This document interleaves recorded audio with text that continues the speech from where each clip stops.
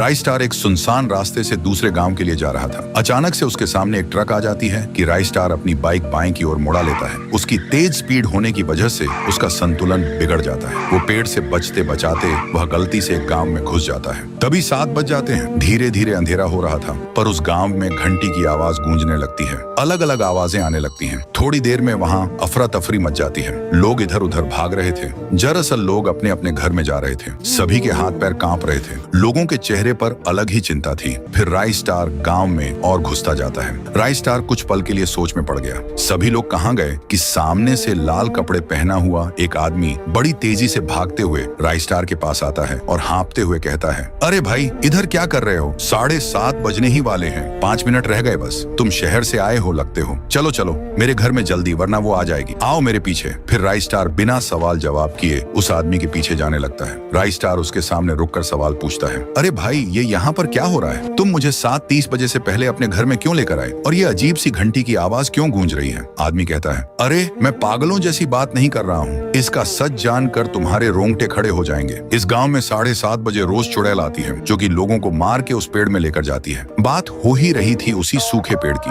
तभी अचानक से उस पेड़ में से वही चुड़ैल निकलती है जिसके बारे में वह आदमी बता रहा था। राइस स्टार उस चुड़ैल को देखकर दंग रह गया। बस फिर क्या था, वह चुड़ैल दोनों को देखकर कहती है, राइस स्टार, ओ राइस स्टार, जरा बाहर तो आना। मैं तुम्हारी बहन जैसी हूँ ना, मुझसे डरो मत। आओ बाहर। 1 मिनट, तुम्हें मेरा नाम कैसे पता है? मैं तो तुमसे पहली बार ही मिला हूँ। अरे इसके मुंह मत लगो, इसको सारे लोगों के नाम पता है। ये खतरनाक भूतनी है। इतना कहते ही वो चुड़ैल वहाँ से तेजी से जाने लगी और वहाँ से चली गई। फिर राइस स्टार सवाल पूछता है, मुझे एक बात बताओ, ये भूतनी लोगों को क्यों मारती है और यह पेड़ में आई कैसे? इस चुड़ैल में बहुत गुस्सा था। ये कब से होने लगा? फिर आदमी बोलता है, बताना तो नहीं चाहिए, पर तुम अच्छे और नेक इंसान लगते हो, करके मैं तुम्हें बता रहा हूँ। ये 15 साल पुरानी कहानी है। इस गांव में रहते थे गुड़िया और उसके पप्पा। उन्होंने गांव के प्रधान से पैसे लिए थे, बस इतना किया था। प्रधान ने गुड़िया के पप्पा को उसी सूखे पेड़ के सामने बड़ी सी चाकू से पहले उसका एक पैर को काट दिया और फिर दूसरा पैर भी काट दिया। उसके बाद अंत में उसका सिर ही धड़ से अलग कर दिया। फिर उस क्रूर प्रधान ने गुड़िया को भी नहीं बख्शा।